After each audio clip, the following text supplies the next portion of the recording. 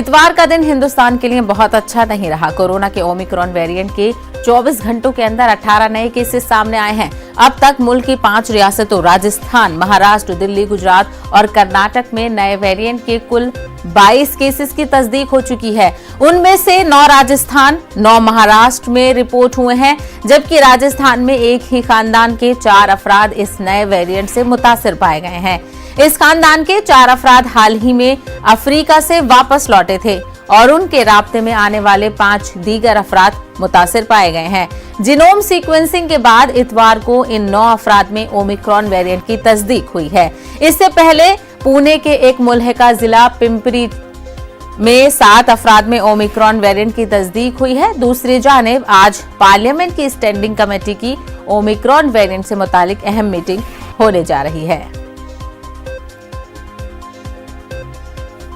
तो लगातार Omicron variant से तमाम तर ममालिक में तशवीश की लहर पाई जा रही थी, तो अब मुल्क के लिए भी तशवीश बढ़ती जा रही है क्योंकि ओमिक्रॉन वेरिएंट के मामले बढ़ते जा रहे हैं। सौरभ हमारे नुमाइंदे जयपुर से इस वक्त हमारे साथ जुड़ रहे हैं। सौरभ, एक ही अफराद के कई लोगों में वेरिएंट की तस्दीक हो गई है, ऐसे में अब जो है राजस्थान की हुकूमत वो किस तरीके से खुद को तैयार कर रही है इस वेरिएंट से मुकाबला करने के लिए? बिल्कुल, देखिए जैसे ही ये सामने आया कि 9 लोग जो है उनमें कोरोना जो पॉजिटिव होने के बाद ओमिक्रॉन वेरिएंट जो है वो सामने आया, जिसके बाद पूरे स्वास्थ्य महकमे में यहाँ पर हड़कंप जो है वो मचा है। इसके बाद इन जो दक्षिण अफ्रीका से जो परिवार जयपुर आया था वो लोग किन और लोगों से संपर्क में आए, उन तमाम लोगों की कॉन्टेक्ट ट्रेसिंग और तेज जो है वो कर दी गई है। साथ ही जो 9 लोग ओमिक्रॉन वेरिएंट से प्रभावित पाए गए हैं उन्हें जो है वो पूरी तरह से आइसोलेट कर दिया है। जयपुर के कोविड डेडिकेटेड अस्पताल में उन्हें आइसोलेट कर दिया जाए। लेकिन अच्छी बात यह है कि ये जो 9 लोग हैं इनको किसी भी तरह के सिम्टम नहीं है। इसके अलावा इनका CT स्कोर भी 0 है, यानी उनकी तबीयत में किसी भी प्रकार का प्रभाव नहीं पड़ा। लेकिन चिंता की बात यही है कि आम तरह से लोगों को ये जानकारी नहीं होती कि उन्हें कोरोना पॉजिटिव है और साथ ही ओमिक्रॉन वेरिएंट यदि ये दूसरे लोगों को जो है वो ज्यादा फैला सकते हैं। तबीयत खराब होती है तो आदमी टेस्ट कराता है, लेकिन तबीयत खराब नहीं है इसलिए से वो और ज्यादा जगह घूमता है और अपने आप को जो है वो बेफिक्र पाता है। लेकिन यही चिंता का विषय है कि कहीं और लोग जो इस प्रकार से ओमिक्रॉन वेरिएंट के प्रभावित हैं वो शहर में घूम तो नहीं रहे, इसलिए आज से सरकार ने टेस्टिंग जो है वो तेज कर दी है। हालांकि जो शुरुआती 25 सैंपल लिए गए हैं उनमें जो है वो किसी तरह से ओमिक्रॉन वेरिएंट नहीं पाया गया, लेकिन और भी ट्रेसिंग की जा रही क्योंकि बताया जा रहा है कि सौरभ कहीं ना कहीं कॉन्ट्रैक्ट ट्रेसिंग पर खास ध्यान देना होगा, क्योंकि अब फिक्र की बात बस यही है कि जो मामले हैं उनमें अब मजीद तौसी ना हो, मामले बढ़े ना। सौरभ, हमसे बात करने के लिए बेहद शुक्रिया। तो लगातार मुल्क में ओमिक्रॉन वेरिएंट को लेकर फिक्र जाहिर की जा रही है। वहीं मुंबई का रुख करेंगे, हमारे नुमाइंदे वसीम अंसारी इस वक्त हमारे साथ जुड़ गए हैं। वसीम अंसारी, महाराष्ट्र ने खासकर बहुत मुश्किल दौर झेला है कोरोना के दौर में और अब नए वेरिएंट के जो मामले हैं वो महाराष्ट्र में भी कम नहीं है।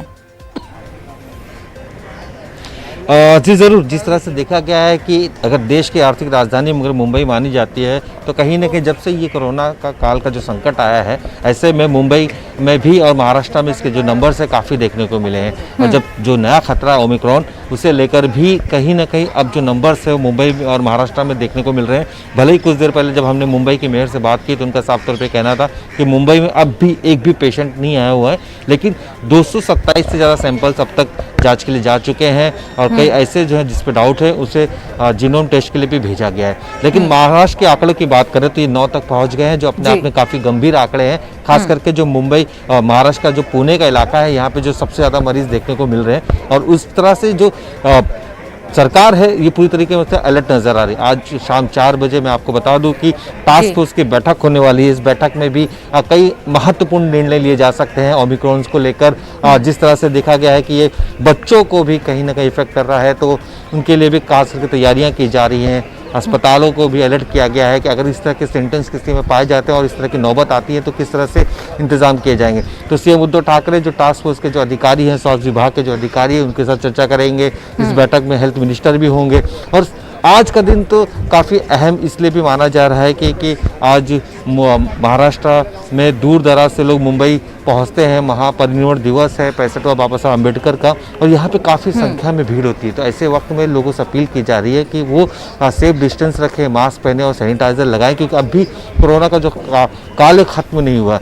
मुंबई हमेशा से किसी न किसी तरीके से लोगों के ध्यान में होती है, और जिस तरह से सिक्योरिटीज़ की बात करें तो एयरपोर्ट पे भी जिस तरह से ओमिक्रॉन का खतरा बढ़ता हुआ नजर आ रहा है। जो विदेश से जो आने वाले जो केंद्र सरकार की जो गाइडलाइन उसे फॉलो किया जा रहा है कि जो भी यहाँ पहुँचेगा तो सबसे पहले उसे RT-PCR किया जाएगा, इसका 7 दिन के लिए क्वारंटाइन किया जाएगा, जरूरत पड़ी तो 14 दिन को क्वारंटाइन किया जाएगा।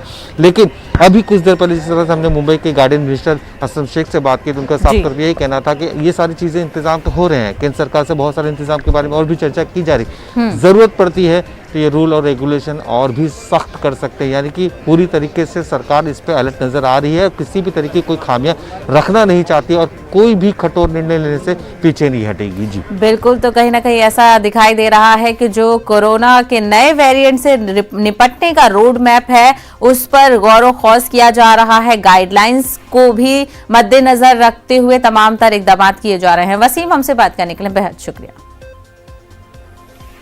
आगे बढ़ेंगे। नागालैंड के मोन जिले में सिक्योरिटी फोर्सेस की फायरिंग में मरने वालों की तादाद 14 हो गई है। इस वाकये की वजह से मोबाइल इंटरनेट सर्विसेज और बल्क मैसेजिंग सर्विसेज को भी मुअत्तल कर दिया गया है।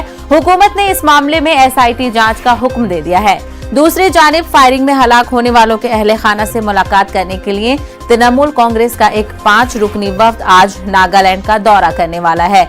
TMC के वफ्द में मेंबरान पार्लियामेंट प्रसून बनर्जी, सुष्मिता देव, अपरूपा पोदार और सांतन हुसैन और पार्टी तर्जुमान बिस्वजीत देव शामिल होंगे। मगरबी बंगाल की वज़ीर आला और TMC की सरबरा ममता बनर्जी ने इतवार के रोज मुतासिरा खानदानों से ताज़ियत का इजहार किया था और फौज की तरफ से मुकम्मल तहकीकात का मुतालबा किया था। दूसरी जानिब आज नागा स्टूडेंट्स फेडरेशन सुबह 6 बजे से दोपहर 12 बजे तक तमाम नागाबाद इलाकों में मुकम्मल बंद की कॉल दी है।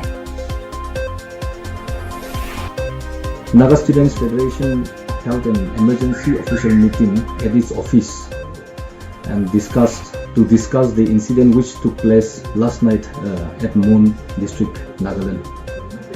After a round of deliberation, we resolved to call for a total ban in all Naga inhabited areas tomorrow from 6 AM onwards till 12 noon. Therefore, we appeal to all Naga civil societies and all the Naga citizens to comply with our demand and to cooperate so as to make this total ban an effective and successful one.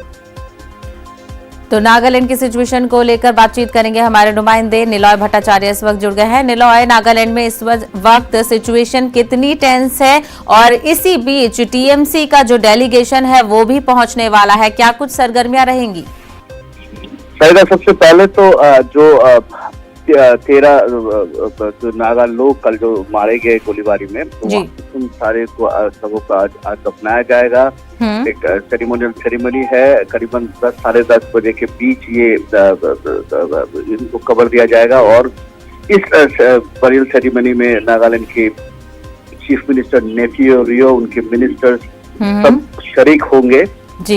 और दूसरी ओर जो नागालैंड के सटा हुआ खिजेमा में international hornbill festival चल रहा था 1 तारीख से, कल रात से उसके सारे जो फेस्टिविटीज है, कल्चरल इवेंट्स है, सब बंद कर दिया गया है। आज सुबह भी कोई कल्चरल इवेंट है नहीं।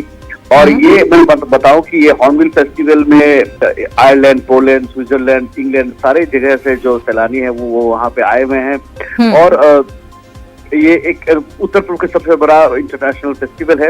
वहाँ पे जो 6 ट्राइब, वहाँ पे नागा ट्राइब, कोन्याक ट्राइब, जो मोन जिले के सबसे प्रमुख जो ट्राइब है, वो ट्राइब वहाँ पे उन्होंने उसका विरोध किया है और उन्होंने अपना जो स्टॉल है वो सारे बंद कर दिया है। दूसरी ओर आज दोपहर की तरफ जो पुलिस और जो MHA के अधिकारी है उनका भी एक मीटिंग होने की बात है कोहिमा में। और कल पूरा रात अगर मैं बात करूं, कल पूरा रात जगह जगह पर विरोध किया गया, आग जलाया गया सड़कों पर और नागा लोग सड़क पर ही रहे पूरे। और वो कह रहे हैं कि जो निरक्षर लोग हैं, जो आम आदमी है, उनको क्यों टारगेट किया गया। हालांकि अगर ये किसी की गलती है तो उसको पहचान किया जाए, उसको बुक किया जाए और उसके ऊपर कार्रवाई हो। असम राइफल्स की तरफ से भी एक वो आया, प्रेस रिलीज आया देर शाम। तो उन प्रेस रिलीज में असम राइफल्स ने भी कहा है कि एक स्पेशल फोर्स से ऑपरेशन किया गया था। ऑपरेशन के दौरान ये एक इंफॉर्मेशन था, इंफॉर्मेशन बाद में गलत हो गया और उसके बाद वहाँ के लोग शाम को उत्तेजित लोग असम राइफल्स के कैंप में आक्रमण किए। बिल्कुल, लेकिन अब असम राइफल्स बिल्कुल निलॉय, चार जानिब से इस वाकये की मजम्मत की जा रही है। वहीं स्टूडेंट्स फेडरेशन ने बंद की कॉल भी दी है, उसका क्या कुछ असर रहता है इस पर भी हमारी नजर बनी रहेगी। निलॉय, हमसे बात करने के लिए बेहद शुक्रिया।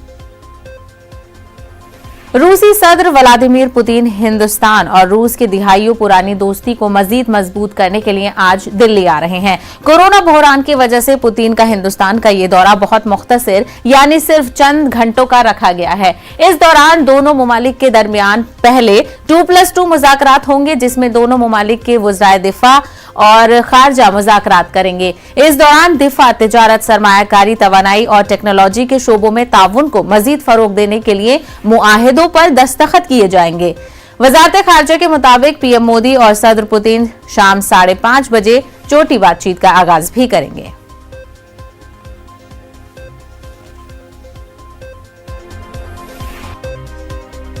मैं समझता हूं कि पहली बात तो ये कि रशिया भारत का एक बहुत, जिसे कहते हैं, टाइम टेस्टेड फ्रेंड है। हमेशा उसने भारत का साथ दिया और हमारी दोस्ती हमेशा से बढ़ती ही गई है।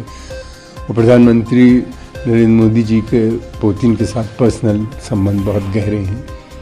उनको वो माई फ्रेंड कह के एड्रेस भी करते हैं। और रशियन प्रेसिडेंट पुतिन का भारत में आना एक बहुत महत्वपूर्ण हो जाता है। इस तरह से हमारा उनसे डिफेंस कोऑपरेशन बहुत पुराना है। फिर उसके अलावा ये है कि वक्त के साथ साथ बदलता भी रहा है। नई चीज़ें, नई एक्विजिशंस हम लोग करते रहे हैं। अब उनके आने से पहले हमको S-400 मिसाइल डिफेंस सिस्टम जो है वो भारत में आ रहा है, जो कि बहुत इम्पॉर्टेंट समझा जाता है। हालांकि उसके ऊपर काफ़ी अमेरिका का प्रेशर भी है। अमेरिका ने कहा है कि वो काटसा को अप्लाई करेगा, यानी सैंक्शन भी लगा सकता है भारत के ऊपर। तो इसी मामले पर मजीद बातचीत करेंगे हमारे नुमाइंदे शैलेंद्र वांगू इस वक्त हमारे साथ जुड़ गए हैं। शैलेंद्र, शॉर्ट ड्यूरेशन का विजिट है बहुत ज्यादा ये, और ऐसे में जो डिप्लोमेटिक रिलेशन है वो कितने मजबूत हो सकते हैं, क्योंकि 50 इयर्स भी हो रहे हैं इंडिया एंड रशिया की फ्रेंडशिप को।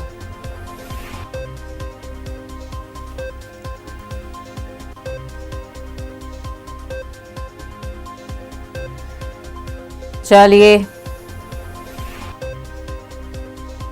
तो हम अपने नुमाइंदे से हमारा राब्ता नहीं हो पा रहा है, इस मामले पर आगे भी बातचीत करेंगे। फिलहाल रुकेंगे एक छोटे से ब्रेक के लिए, जल्द लौटेंगे कुछ और खबरों के साथ।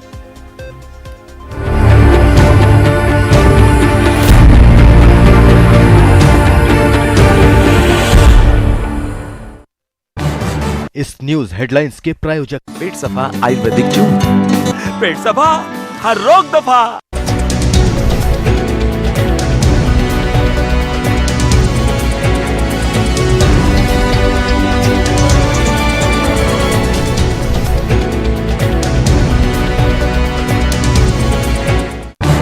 इस न्यूज हेडलाइंस के प्रायोजक पेट सफा आयुर्वेदिक चूर्ण। पेट सफा, हर रोग दफा।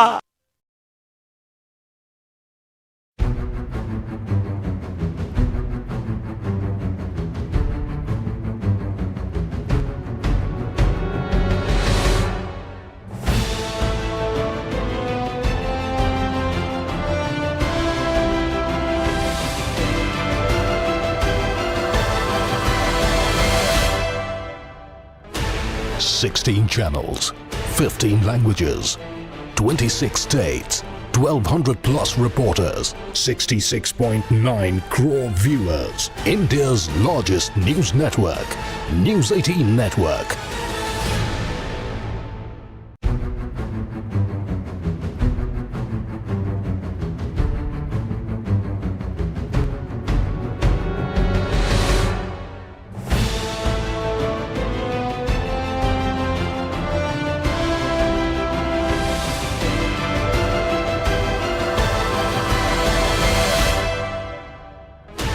16 channels, 15 languages, 26 states, 1200 plus reporters, 66.9 crore viewers. India's largest news network, News 18 Network.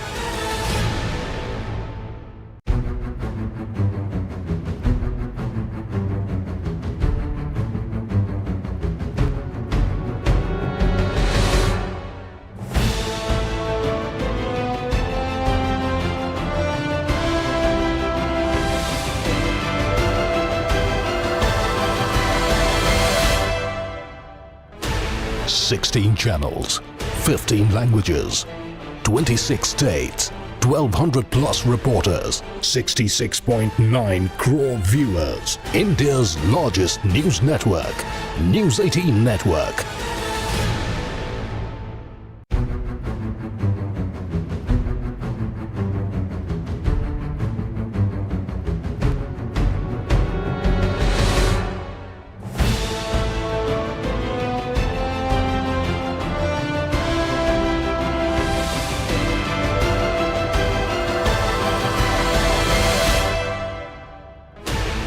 Sixteen channels, 15 languages, 26 states, 1200 plus reporters, 66.9 crore viewers. India's largest news network, News 18 Network.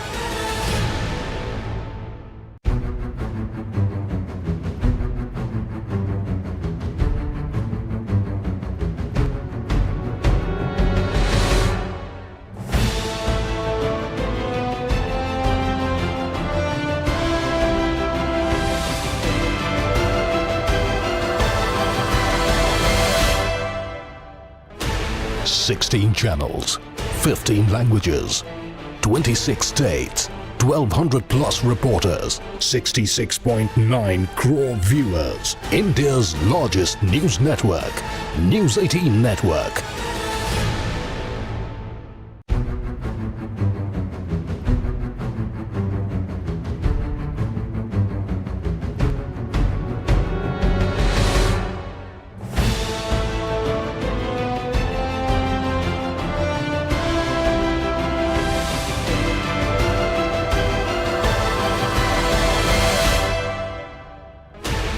Sixteen channels, 15 languages, 26 states, 1200 plus reporters, 66.9 crore viewers. India's largest news network, News 18 Network.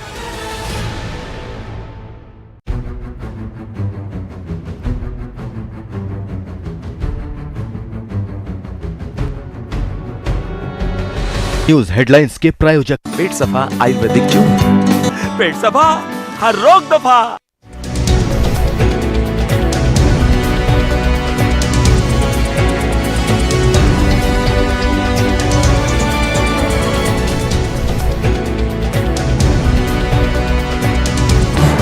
इस news headlines के प्रायोजक पेट सफा आयुर्वेदिक जून। पेट सफा, हर रोग दफा।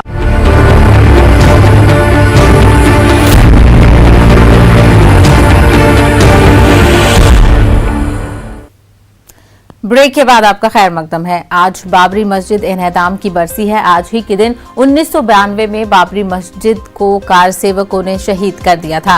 उत्तर प्रदेश समेत मुल्क के हसास इलाकों में आज अलर्ट है। उत्तर प्रदेश के डीजीपी ने तमाम अजला के पुलिस अफसरान को हिदायत दी है कि वो किसी भी प्रोग्राम के इनेकाद की मंजूरी न दें।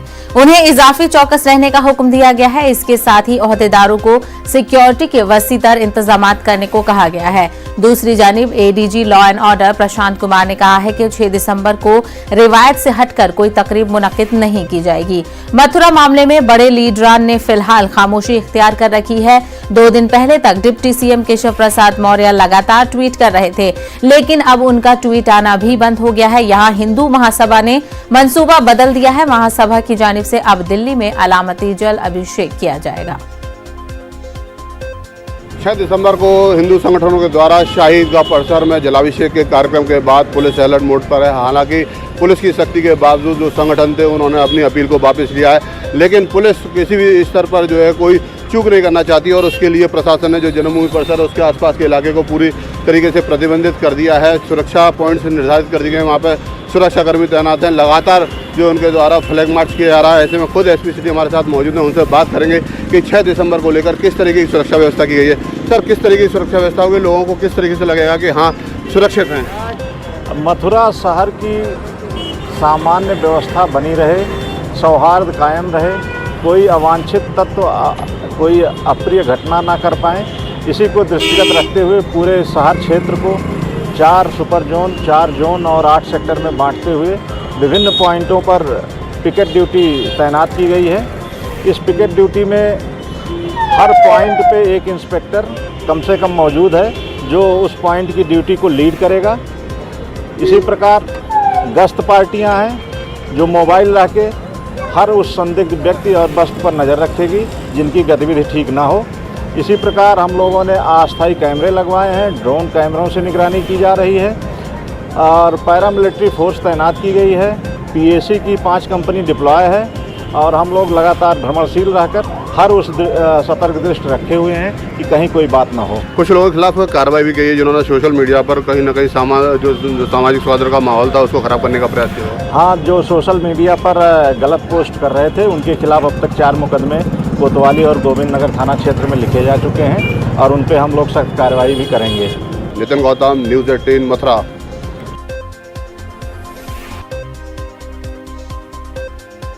तो इसी मामले पर मजीद बातचीत करेंगे। हमारे साथ नितिन कुमार हमारे नुमाइंदे मथुरा से जुड़ गए हैं। नितिन कुमार, जिस तरीके से आज बाबरी मस्जिद इन्हदामी की बरसी है, वहीं जिस तरीके से माहौल चल रहा था कि अयोध्या तो झांकी है, मथुरा अभी बाकी है, ऐसे में सिक्योरिटी को लेकर भी सवाल खड़ा हो जाता है। तो क्या कुछ इंतजाम मथुरा में दिखाई दे रहे हैं? जी देखिए, जिस तरीके से हिंदूवादी जो संगठन थे उन्होंने ऐलान किया था और ऐलान के साथ ही जो पुलिस प्रशासन था उसने जो सुरक्षा का प्लान है वो तैयार कर लिया था और उसके बाद उसका परिणाम है कि आज श्री कृष्ण निशान और शाही का परिसर है पूरा छावनी में तब्दील हो चुका है। चप्पे चप्पे पर फोर्स तैनात है।